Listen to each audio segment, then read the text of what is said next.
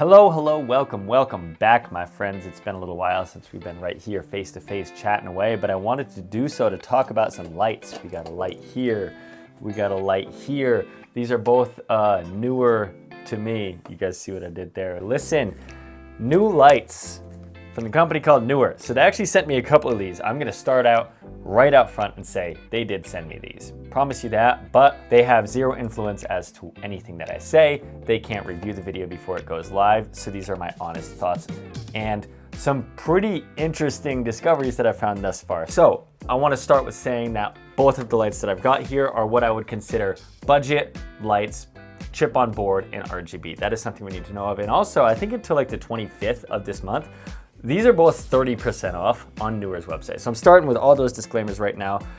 This light is like, I think like $300 something on sale, and you're gonna probably jump on that by the time we get later on in this video. I'm scatterbrained, guys. I don't do reviews too often. We might as well go ahead and dive in. So let it be known, this is the 80 watt battery powered Neewer color, the HB80c, and this is the CB300. So this also is a color fixture as well. So if you're new to lights, let's just go ahead and talk about clear the air on what those numbers mean. You've got 80, you've got 300, what the heck does that mean? And that's really just the power draw that these lights are gonna have. So this bigger one is gonna be a 300 watt light, and the smaller HB80 is gonna be an 80 watt light. So that means the 300 is gonna be brighter, and the 80 is probably gonna take less power and be dimmer. So that's something that is pretty standard across the board with a lot of these units. Sometimes 300 here isn't equal to 300 there, and you're gonna be surprised later on. So I'm gonna be talking about both the 300 and the 80 linearly in this video. I'm not comparing them next to each other. They just sent both of them out, and I think that both could have benefits in their own way. So I wanna talk about them and compare them all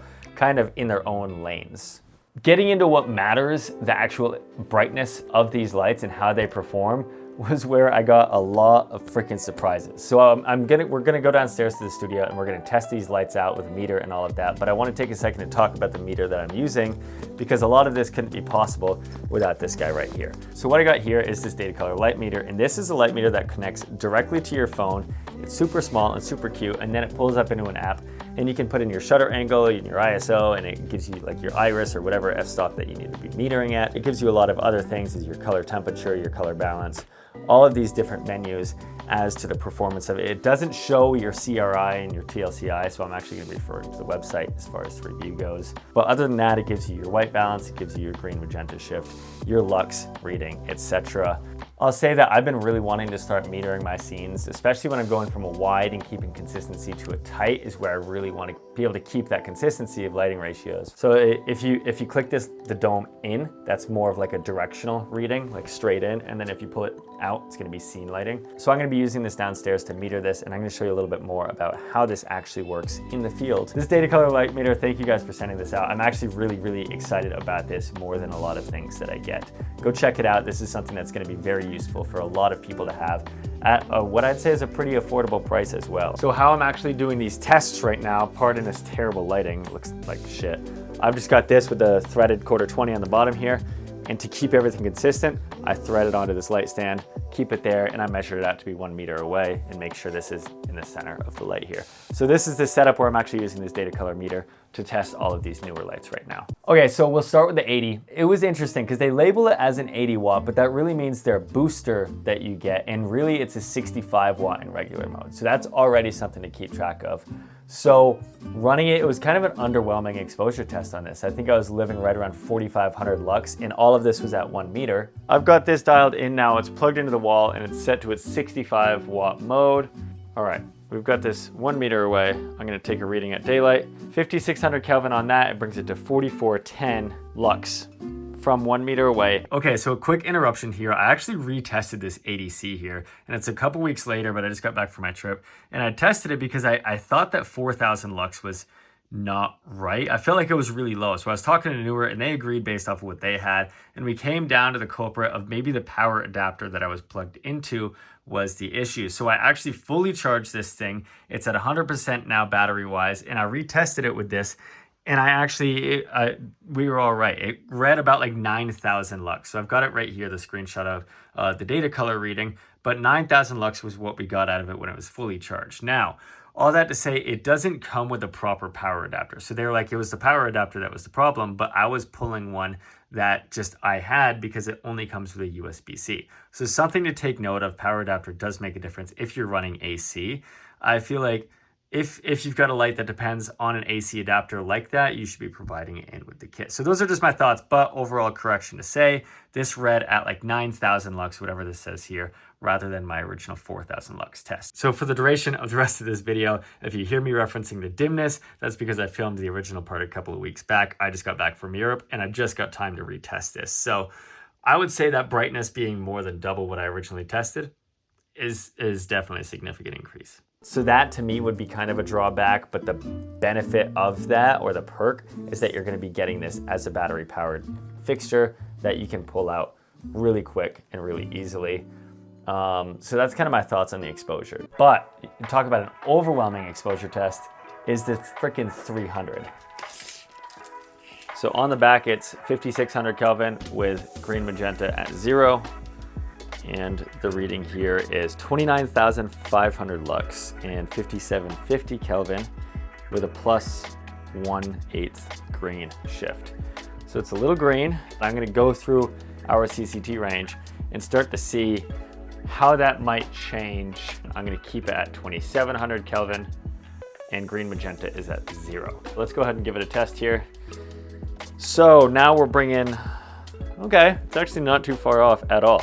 Okay, so 19,600 lux as opposed to the 29,000 that it gave us before. So it drops down, what, 30%, but I've seen that a lot in tungsten. Again, that plus 1/8 green shift. Let's bring this up now to our maximum. 7,500 Kelvin, my friends. Here we go. No, back up to 29,200 lux. So 29,000 is kind of the same output as the 56 was giving us. Kelvin is 7780, so it's kind of plus about 300 Kelvin on the cooler side, so it does cool off, and again, staying consistent, at least with that plus 1/8 green. So I've noticed, just to contrast that green, I just pulled that magenta back like 5. It wasn't until I tested it next to the Amaran 300C, which are both 300 watt lights, to where I started to get really confused and experimental. Wait, there's no way that's right. There's no way that's right. We're discovering things right now.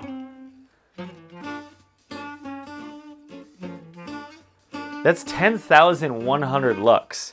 That's a third of the brightness of the Neewer at 100%. That's at 100, right? Okay. Maybe it's old, that thing's been through a lot. I'm gonna swap out the head, all right? I'm gonna swap it out.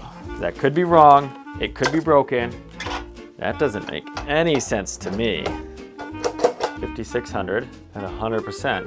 All right, another reading. Guys, holy shit. Okay, this thing is bright. Not this, not this one. Love Amaran, love this guy. 29,000 compared to 10,500. Okay, we're gonna keep this all in mind. This is identical to what the other one is, so that holds true. Okay, I think this is gonna be an absolute waste of my time, but now I'm genuinely curious. I'm gonna put this Neewer, the 300C, up against an Aperture 600C, just to see, no pun intended. Okay. It's not far off. All right, so guys, same reflector. Don't sleep on this light.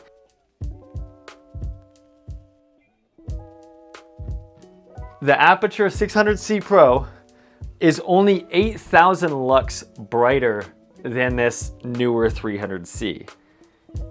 Now that to me, that's not.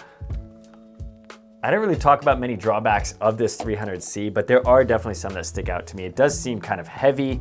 I don't love the form factor of it, but maybe that's me being picky about it.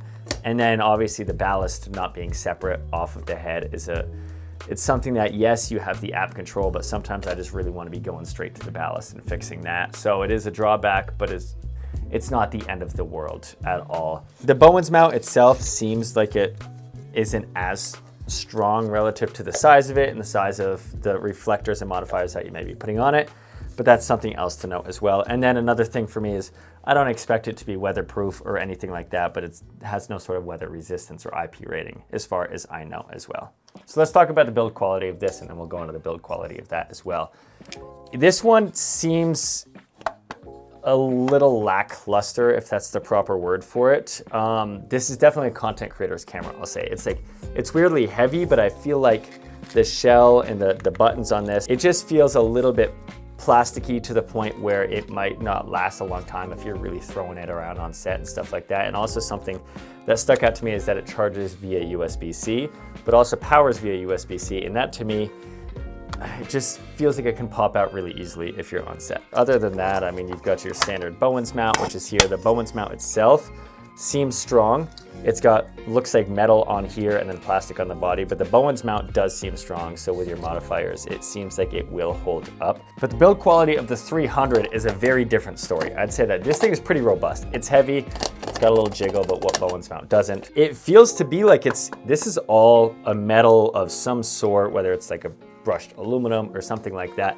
It feels very rugged to where in the yoke itself, it's got nice teeth on the yoke, so it doesn't feel like it's gonna be like bending or anything like that. Yeah, it's biting pretty well, so that's my muscle test of that. And then I'd say maybe its weakness as far as build quality would be like the plastic buttons on the back and this knob here. I feel like that could maybe start to fall apart over time. This feels strong. Our mount here where it connects to the actual stand on this guy is metal as well, screwed into what feels like a metal, some sort of yoke as well. So this feels pretty robust, I'm not gonna lie. And then what comes in the box for these? So the 80 watt comes with this tripod, the reflector dish, a USB-C that doesn't have the brick to charge it, which is kind of annoying because I gotta go through my house and find a brick.